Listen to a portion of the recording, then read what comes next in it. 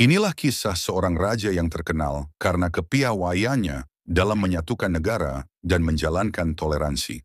Seorang yang bukan berasal dari bangsa Yahudi, namun ia diberi gelar Mesias karena apa yang dia kerjakan bagi bangsa pilihan Allah ini. Nama Koresh atau Koreshi dalam bahasa Persia berasal dari kata kurush yang berarti matahari atau seperti matahari. Ia lahir pada sekitar tahun 600 sebelum Masehi. Koresh adalah putra dari Kambises I, seorang raja Anshan atau Persia, sementara ibunya Mandane adalah putri dari Astyages, raja Media saat itu.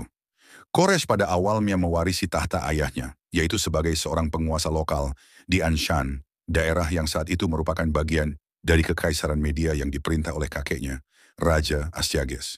Namun pada tahun 550, sebelum Masehi, Koresh menggulingkan kakeknya, Raja Astyages, dan mengambil alih kekuasaan Media.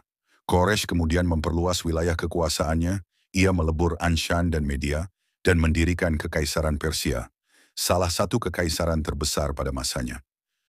Sebagai penguasa, Koresh menerapkan beberapa kebijakan penting, seperti menerapkan sistem satrapi atau membagi kerajaan menjadi provinsi-provinsi dengan otonomi terbatas. Kemudian pembangunan infrastruktur seperti membangun jaringan jalan raya, sistem pos, serta membangun kota-kota mega seperti Persepolis dan Pasar Gadai. Koresh juga terkenal karena toleransi agama dan budaya yang tinggi. Ia sangat menghormati tradisi lokal wilayah di seluruh wilayah kekuasaannya, termasuk kebebasan dalam beribadah. Pada tahun 539 sebelum Masehi, Koresh menaklukkan Babilonia, Daniel 5 ayat 1-30.